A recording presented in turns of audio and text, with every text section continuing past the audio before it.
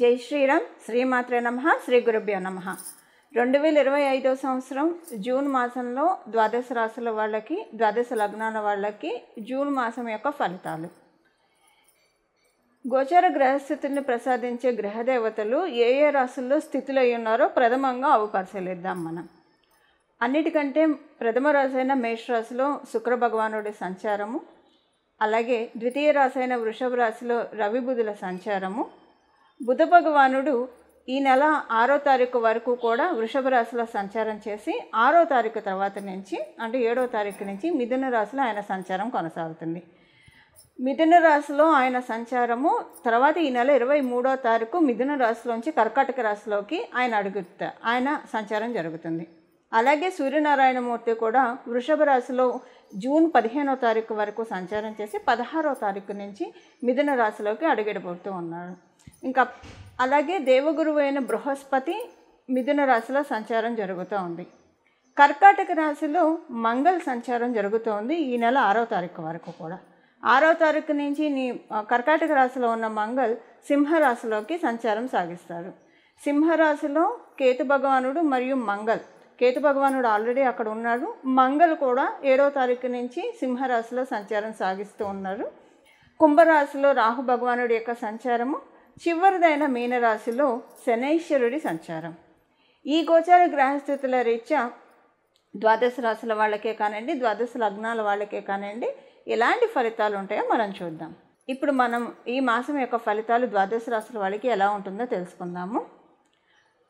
మీ రాశి ఏంటి అనేది, మీ జన్మరాశి ఏంటి అనేది మీకు తెలుస్తుంది. చాలామందికి తెలిసే ఉంటుంది. సో మీ రాశి తెలుసున్నప్పుడు మీ రాశి యొక్క ఫలితాలు తెలుసుకోండి. కొంతమందికి వాళ్ళ లగ్నం కూడా తెలిసి ఉంటుంది. అంటే మీరు ఎవరైనా జ్యోతిష పండితుల దగ్గరికి వెళ్ళినప్పుడు మీ రాశి ఇది, మీ నక్షత్రం ఇది, మీ లగ్నం ఇది అని వాళ్ళు తెలియజేస్తారు. కొంతమందికి లగ్నం తెలిసి ఉంటుంది. లగ్నం తెలిసి ఉన్నప్పుడు మీది 12 రాశుల్లో ఏ రాశి అయినా సరే మీది ఏ లగ్నం ఉందో ఆ రాశి ఫలితాలు కూడా చూసుకోవడానికి ప్రయత్నించండి. ఇప్పుడు కొన్నిసార్లు రాశిలో బాగోకపోతే, రాశి ప్రకారం బాగోకపోతే లగ్నం ప్రకారం బాగా ఉంటే అక్కడ మీకు ఆ పర్టికులర్ పాయింట్స్ ఏవైతే రాశి ప్రకారం బాగాలేదో లగ్నం ప్రకారం బాగున్నది బ్యాలెన్స్ చేస్తుంది. రెండిట్లో బాగా ఉంటే సూపర్ స్ట్రాంగ్గా ఉన్నాయి అటువంటి పాయింట్స్ అని అర్థము. సో మీకు అసలు లగ్నం తెలియదు, మీ రాశి ఏది అదే చూసుకోండి ప్రశాంతంగా. మీకు లగ్నం తెలిసి ఉంటే మీ రాశి మీకు ఖచ్చితంగా తెలుస్తుంది. అప్పుడు మీ రాశి మీ లగ్నం రెండు చూసుకోండి. ఉదాహరణకి ఎవరిదైనా వృషభ రాశి అయింది, తులా లగ్నం అయింది, అప్పుడు మీరు వృషభ రాశి ఫలితాలు చూసుకోవాలి, మీరు తులా లగ్న ఫలితాలు చూసుకోవాలి. 12 రాశుల్లో మీరు ఏ లగ్నం పడినా సరే, మేషరాశి మొదలుకొని మీనరాశి వరకు ఏ లగ్నం మీద అయితే లగ్న ఫలితాలు కూడా చూసుకోండి. ఆ లగ్నం ఏ రాశికి సంబంధించి ఆ రాశి ఫలితాలు కూడా మీకు వర్తిస్తాయి. ఎలానో లగ్నం తెలిసిన వాళ్ళకి రాశి తెలిసే ఉంటుంది ఖచ్చితంగా. రాశి ఫలితాలు కూడా చూసుకోండి. ఈ రెండు తెలియని వాడికి ఓన్లీ రాశి తెలిసిన వాళ్ళు రాశి తెలిసిన వాళ్ళు ఎలాంటి ఇబ్బంది లేకుండా మీ రాశి యొక్క ఫలితాలు ఫాలో అవ్వడానికి ప్రయత్నించండి. కొంతమంది నామ నక్షత్రం ప్రకారం రాశిని ఫాలో అయ్యి చూసుకుంటారు. అలాంటి లిస్టులో మీరు ఉంటే అలా కూడా మీ రాశి ఫలితాలను మీరు చెక్ చేసుకోవచ్చు. కొంతమంది సన్సైన్ ప్రకారం ఫాలో అవుతారు. అప్పుడు మీరు ప్రత్యేకించి మూన్ సైన్ కాకుండా సన్సైన్ ఫాలో అయ్యే వాళ్ళైనా కూడా మీ మీరు పుట్టినప్పుడు ఏ రాశిలో ఉన్నారో ఆ రాశి ఫలితాలు మీరు చూసుకోవచ్చు. ఇక్కడ మీకు అసలు ఇవన్నీ కన్ఫ్యూజింగ్గా ఉన్నాయి అని అనుకుంటే, అంటే లగ్నం తెలిసిన వాళ్ళకైతే ఈ కన్ఫ్యూజన్స్ ఏమీ ఉండవు, ఇలాంటి తిక్కమక్కలు ఏమీ ఉండదు. ఒకవేళ తెలియని వాళ్ళు, ఒక రాశి తెలిసిన వాళ్ళు అయితే ప్రశాంతంగా మీ రాశి యొక్క ఫలితాలను తెలుసుకోండి. ఇప్పుడు మనం విడివిడిగా అన్ని రాశుల వాళ్ళకి ఈ మాసము గోచర గ్రహస్థితిలో ఉన్న దేవతలు ఎలాంటి ఫలితాన్ని ప్రసాదిస్తున్నారు అన్న విషయాన్ని మనం ఇప్పుడు చూద్దాం. ఈ మాసము ద్విశోభ రాశులు చాలా బలంగా ఉన్నాయి. దానికి కారణము ద్విశోభ రాశుల్లో ఒకటైన మీనరాశిలో శనైశ్వరుడు సంచారం చేస్తూ ఉన్నాడు. ఇంకొక రాశి మిథున రాశి. అంటే ప్రథమంగా మనం చూస్తే మిథున రాశి, కన్యా రాశి, ధనుసు రాశి, మీనరాశి ఈ 4 కూడా ద్విశోభవ రాశులు. ద్విశోభవ రాశుల్లో గురు భగవానుడు ఒకటైన మిథున రాశిలో గురుదేవుని సంచారం సాగుతూ ఉంది. ఈ మాసం మొదటి వారంలో బుధ భగవానుడు కూడా గురుదేవుడితోటి కూడి సంచారం సాగిస్తూ ఉన్నారు. అలాగే ఈ మాసం 15 మధ్యమంలో సూర్యనారాయణమూర్తి కూడా మిథున రాశిలో సంచారం సాగిస్తూ ఉన్నారు. అంటే ఈ మాసం మనం అటు ఇటుగా వేసుకుంటే కనుక మాసం మొదటి వారం నుంచి మాసాంతం వరకు కూడా గురు భగవానుడు 1 year వరకు అక్కడే ఉంటారు. గురు భగవానుడికి తోడుగా బుధ భగవానుడు ఆయన రాశిలో సంచారం చేయడము, అలాగే ఆయనతో పాటు సూర్యనారాయణమూర్తి కూడా 15వ తారీఖు నుంచి సంచారం చేయడం, ఇంకొక ద్విశుభ రాశి అయిన ఇంకొక రాశిలో శని మహారాజు, శని మహారాజు మరియు గురువు వీళ్ళిద్దరూ కూడా మేజర్ ట్రాన్సిటింగ్ ప్లానెట్స్, వాళ్ళకి తోడు వీళ్ళు కూడా కూడారు కాబట్టి ద్విశుభ రాశులు చాలా బలోపేతంగా ఉన్నాయి ఈ మాసాంతం వరకు కూడా.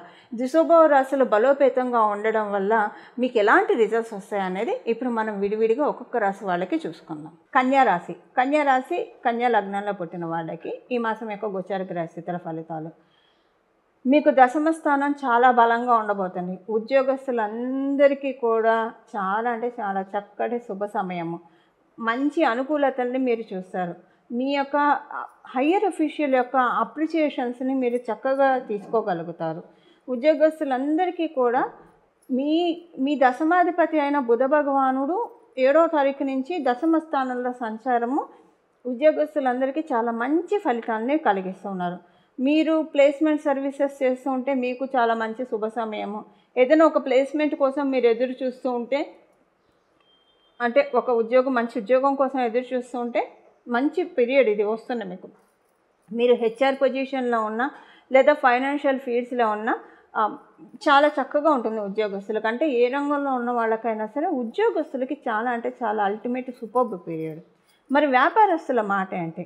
వ్యాపారస్తులకి కూడా మంచి సమయమే, కానీ కండిషన్ ఏంటంటే వ్యాపారస్తులకి ఇంట్లో బాగానే అనిపిస్తుంది, ప్రశాంతంగా ఉంటుంది.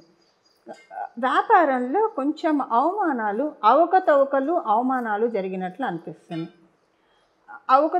అవమానాలు జరగడం వల్ల మీకు ఇంట్లో వాళ్ళ సపోర్ట్ ఉంటుంది. అంటే ఇప్పుడు ఒక్కొక్కసారి బయట ఎలా ఉన్నా సరే ఇంట్లో వాళ్ళ సపోర్ట్ బాగా ఉంటే ఎలాంటి పరిస్థితులైనా అధిగమించవచ్చు. అలా మీకు ఈసారి ఇంట్లో వాళ్ళ సపోర్ట్ బాగా తెలుస్తుంది. వ్యాపారస్తులు కొంచెం కేర్ఫుల్గా ఉండాలి. మీ కమ్యూనికేషన్స్ విషయాల్లో మీరు చేసిన కమ్యూనికేషన్నే తప్పు పట్టుకొని దాన్ని లాగి పీకి కొంచెం రచ్చలు చేసే అవకాశం మీ చుట్టూ మీరు ఎవరితో అయితే ట్రాన్సాక్షన్స్ ఇస్తున్నారో వాళ్ళతో ఉంటుంది. కొంత అవమానాలు ఫేస్ చేస్తారు. కొంచెం మీ జాగ్రత్తలో మీరు ఉంటే దీని నుంచి కొంతవరకు మీరు తప్పించుకోవచ్చు అనే చెప్పవచ్చు. అయితే ఇక్కడ ఏంటంటే అంతకుముందు ఇలాంటి సిచ్యువేషన్ వచ్చినప్పుడు మీ ఇంట్లో వాళ్ళు కూడా మీరే తప్పని వేలెత్తి చూపించి ఉండవచ్చు. కానీ ఇప్పుడు ఏంటంటే ఇంట్లో వాళ్ళ సహాయ సహకారాలు బాగా ఉంటాయి. సో నీ తప్పేం లేదు, నువ్వు బాధపడకు అని మీకు ధైర్యాన్ని చెప్పి భరోసా ఇచ్చే అవకాశం చక్కగా ఉంది. కానీ కొంచెం వ్యాపారానికంటే ఆర్థికంగా వచ్చిన ఇబ్బందులు ఏం లేవు. అవకతవకలు మీకు తెలియకుండానే కొన్ని మిస్టేక్స్ చేస్తారు, చూసుకోండి. మీరు డబ్బుల విషయంలో, ట్రాన్సాక్షన్స్ విషయంలో చాలా జాగ్రత్తగా ఉండాలి. ఆన్లైన్ పేమెంట్ విషయంలో కావచ్చు, మీరు ఎవరికైనా డబ్బులు ఇచ్చే విషయంలో కావచ్చు, లేదా మీరు ఎవరి దగ్గర నుంచి అయినా డబ్బులు తీసుకునే విషయంలో కావచ్చు, కొంచెం కేర్ఫుల్గా ఉండాలి. అవకతవకలు మనీ మ్యాటర్స్లో జరిగి దానివల్ల మళ్ళీ మీరు ఒక ఫిగర్ చెప్పపోయి ఇప్పుడు వ్యాపారస్తులు అయితే డెఫినెట్గా మీ ప్రొడక్ట్ రేట్ ఇంత అని మీరు ఇంకొకటి చెప్పిండవచ్చు, లేదా వాళ్ళు మీరు ఇంత చెప్పారని వాళ్ళు మీకు ఆర్గ్యుమెంట్స్ పెట్టవచ్చు. అంటే ఒక రకంగా చెప్పాలంటే మీ వ్యాపారస్తులకి మీ క్లయింట్స్ తోటి కొంచెం ఆర్గ్యుమెంట్స్ ఎక్కువగా ఉంటాయి అన్నమాట. ప్రతి ఒక్కళ్ళతోటి ఆర్గ్యుమెంట్స్ ఉంటాయి. ఇదేంట్రా భగవంతుడు, అసలు కొన్నాళ్ళు వ్యాపారాన్ని పక్కన పెట్టేస్తే హ్యాపీగా ఉంటుందేమో అన్నట్లు అనిపిస్తుంది. కానీ అది ఈ మాసం వరకే పరిమితం. గట్టిగా చెప్పాలంటే ఈ మాసం 2వ వారం నుంచి ఈ మాసం 3వ వారం వరకే ఇది పరిమితం. ఈ మాసం మొత్తం కూడా ఉండదు. సో 2వ వారం నుంచి అంటే 7వ తారీఖు నుంచి 23వ తారీఖు వరకు కొంచెం జాగ్రత్తగా ఉండాలి. అంతకుముందు ఉండదు, ఆ తర్వాత ఏ బాధ ఉండదు. ఇలాంటి సిచ్యువేషన్స్ కొంచెం హ్యాండిల్ చేసుకోవాలి. ముందుగానే జాగ్రత్తగా ఉంటే ఇలాంటివి చూడరు. వివాహానికి ప్రయత్నించే వాళ్ళకి సూపర్బ్ పీరియడ్, సూపర్బ్ టైమింగ్. చక్కగా మీరు చేసే వివాహ ప్రయత్నాలన్నీ కూడా సఫలీకృతం అవుతాయి. సంతానం కోసం ప్రయత్నిస్తూ ఉంటే కనుక చాలా చక్కటి శుభ సమయం. సంతాన సాఫల్యత చక్కగా ఉంది. సంతానం యొక్క అనుకూలత ఆల్రెడీ మీకు సంతానం ఉంటే సంతానం యొక్క అనుకూలతని మీరు చక్కగా చూస్తారు. ఇవి ఈ మాసం యొక్క గోచర గ్రహస్థితుల ఫలితాలు. కన్యారాశి, కన్యా లగ్నంలో పుట్టిన వాళ్ళు. ఈ మాసంలో ద్విశుభ రాశుల్లో అత్యంత బలీయంగా ఉన్నది మిథున రాశి. మనం కాలపురుషుడి కుండలిలో చూసుకుంటే కనుక మిథున రాశి మన భుజాలను సూచిస్తుంది. అంటే ఏదైనా ఒక కార్యం వాళ్ళు భుజాల మీద వేసుకొని వాళ్ళు నడిపిస్తున్నారు, ఇలా మనం జనరల్గా చెప్పుకుంటూ ఉంటాం కదా. ఇప్పుడు కాలపురుషుడి కుండలి ప్రకారం మనం చూసుకుంటే అన్ని రాసుల వాళ్ళకి కూడా ఈ పాయింట్ అప్లికేబిలిటీ ఉంటుంది. అంటే మనం ఏదైనా ఇంపార్టెంట్ పనులు తలపెడితే అవన్నీ కూడా శీఘ్రంగా, అతి శీఘ్రంగా, అంటే అతి వేగవంతంగా అవ్వడానికి దేవతల యొక్క ఆశీస్సులు మనందరి పట్ల చాలా బాగా ఉన్నాయి. అయితే ఇప్పుడు దేవతల యొక్క ఆశీస్సులు బాగా ఉన్నాయి కాబట్టి ఎలానూ తలపెట్టిన కార్యాలు నెరవేరడం అయితే తథ్యము. కాకపోతే మీ యొక్క జన్మగ్రహస్థితులను అనుసరించి ఒకవేళ జన్మగ్రహస్థితులు బాగా ఉన్నా, ఒక్కొక్కసారి అనుకూలమైన గ్రహదశలు రాకపోయినా సరే జన్మగ్రహస్థితులు బాగా ఉన్నా ఆ ఫలితాలను అయితే, పర్టికులర్ ఫలితాలను అయితే పూర్తిగా చూడలేరు. ఎప్పుడైనా సరే మనకి దశ అంతర్దశల్లోనే మనం ఫలితాలను చక్కగా చూడగలుగుతాం. ఏ గ్రహం ఇచ్చే ఫలితాలు మనం చూడగలుగుతాం.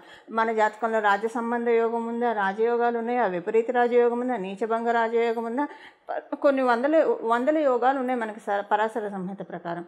కానీ అవి యాక్టివేషన్ పాయింట్స్ ఉంటాయి. అయితే ఇప్పుడు మనకి గోచారంలో మనందరికీ యాక్టివేషన్ పాయింట్ ఏంటంటే మిథున రాశి బలంగా ఉంది కాబట్టి పనులన్నీ స్పీడప్ అయ్యే టైం లాగ్ లేకుండా చాలా బాగా వేగవంతంగా మనం అనుకున్న పనులు మన దైనందిన జీవితంలో మనం అనేక పనులు చేపడుతూ ఉంటాము. ఉదాహరణకి కొంతమంది ఉద్యోగానికి ప్రయత్నిస్తూ ఉంటారు, కొంతమంది వ్యాపారంలో పురోభివృద్ధికి ప్రయత్నిస్తుంటారు, విద్యార్థులు అయితే వాళ్ళ చదువులో ముందుకు వెళ్ళడానికి ప్రయత్నిస్తారు, కొంతమంది సొంత ఇంటి కోసం ప్రయత్నం చేస్తుంటారు, కొంతమంది గృహ నిర్మాణం చేపట్టి మధ్యలో ఆగిపోయి ఇబ్బంది పడుతుంటారు. ఇలాగ మనకి డే టు డే లైఫ్లో చాలా వర్క్స్ అనేవి పెండింగ్ ఉండిపోతూ ఉంటాయి. పెండింగ్ ఉన్న వర్క్స్ అన్నీ ముందుకు సాగడానికి, ప్రత్యేకించి పేపర్ వర్క్స్ ఏమైనా పెండింగ్ ఉంటే కనుక అగ్రిమెంట్ మీద సైన్లు చేయక పనులన్నీ ఆగిపోతున్నాయి, ఇలాంటి ట్రబుల్స్ ఎవరైనా ఫేస్ చేస్తూ ఉంటే దానికి ఇది ది బెస్ట్ పీరియడ్ అనమాట. లేదా కమ్యూనికేషన్స్ వైజ్ ఒక మెయిల్ వస్తే చాలు వాళ్ళ నుంచి మనకి పని అయిపోయినట్లు అనుకున్న వాళ్ళకి. సో ఇలాగా తదితర అంశాలను మనం పరిగణనలోకి తీసుకుంటే ద్వాదశ రాశుల వాళ్ళకి, ద్వాదశ లగ్నాల వాళ్ళకి ది బెస్ట్ టైం ఇది. మన పనులు గోచారంలో మనకి గ్రహదేవతల అనుకూలత బాగా ఉంది కాబట్టి ఇప్పుడు ఈ చిన్న మంత్రాలు, ఇప్పుడు నేను చెప్పబోయే నామాన్ని, మంత్రం కూడా కాదు, నామాన్ని జపించడం వల్ల మనం అనుకున్న పనులన్నీ కూడా వేగవంతంగా అతి శీఘ్రంగా అవ్వడానికి చక్కటి సదవకాశాలు ఉంటాయి. ఇప్పుడు ఈ నామం ఏంటో మనం చూద్దాం. మీరు ఉదయాన్నే స్నానం చేసిన వెంటనే చక్కగా ఓంకారం చేర్చి జపించుకోవచ్చు. రోజుకి ఒక 108 సార్లు, 41 సార్లు కానీ 108 సార్లు కానీ, ఎంతోసేపు పట్టదు, జపించడానికి ప్రయత్నించండి. మీరు రోజంతా కూడా ఓంకారాన్ని తీసేసి ఉత్తగా నామంలాగా కూడా దీన్ని జపించవచ్చు. సో స్నానం చేసిన వెంటనే మీరు ఓంకారాన్ని చేర్చి జపించవచ్చు. తర్వాత మీరు రోజంతా కూడా ఇప్పుడు నేను చెప్పబోయే నామాన్ని జపిస్తే చాలా ఫలితాలు వస్తాయి. కాకపోతే రోజంతా జపించేప్పుడు ఓంకారం ఇలాంటివి బీజాక్షరాలు కానీ చేర్చకూడదు. ఎందుకంటే ఒకవేళ మీరు ఇంట్లోనే ఉంటారు, ఎవరితోటి కలవరు, బయటికి వెళ్ళరు, శుచిగా శుభ్రంగా ఇంట్లో ఉంటారంటే ఆహార నియమాలు అన్నీ పాటించే వాళ్ళైతే 24/7 అంటే మీరు మెలుకుతున్నంతసేపు బీజాక్షరాలతో జపించవచ్చు. నియమబద్ధంగా జపించాలి. బీజాక్షరాలతో జపించేప్పుడు, లేనప్పుడు నామం జపించడంలో ఎటువంటి ఇబ్బంది ఉండదు. ఇప్పుడు ఈ నామాన్ని మనం తెలుసుకుందాం. గజాననాయ నమః, స్కందపూర్వజాయ నమః, సోమస్కందాయ నమః. గజాననాయ నమః, స్కందపూర్వజాయ నమః, సోమస్కందాయ నమః. గజాననాయ నమః, స్కందపూర్వజాయ నమః, సోమస్కందాయ నమః. మనం అనుకునే పనులన్నీ ముందుకు వెళ్ళాలంటే గణపతి యొక్క ఆశీస్సులు మనకి కావాలి.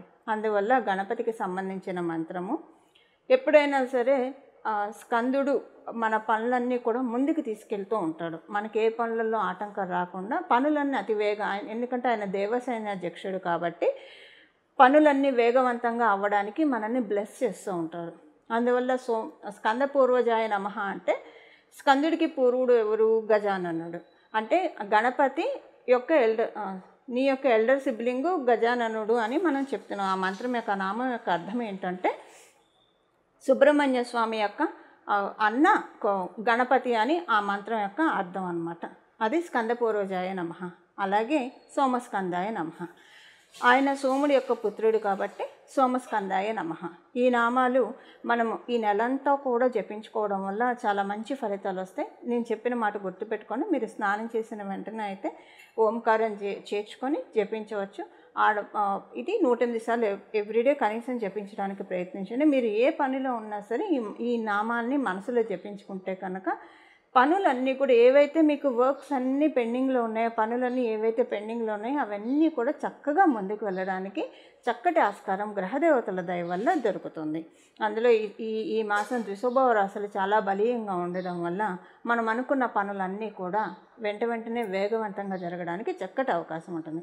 ఈ విధంగా చక్కగా గోచర గ్రహదేవతలు ప్రసాదించిన అవకాశాన్ని మనం అందరం కూడా సద్వినియోగం చేసుకొని మనకున్న పనులన్నీ కూడా ఏవైతే పెండింగ్ ఉన్నాయో అవన్నీ కూడా వేగవంతం చేసుకోవాలని చెప్పి నేను కూడా మనస్ఫూర్తిగా భావిస్తూ మంగళం.